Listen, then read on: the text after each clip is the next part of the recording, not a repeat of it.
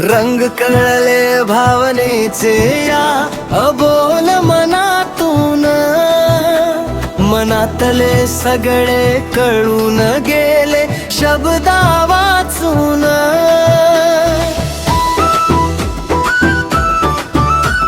मनातले काहीतरी मनाच राहून जात, अबोल शब्द होऊन शब्दा वाचून राहून जात. का जात तुझ्याकडे मन माझं जात, मन जात. का जात तुझ्याकडे मन माझं जात, मन जात.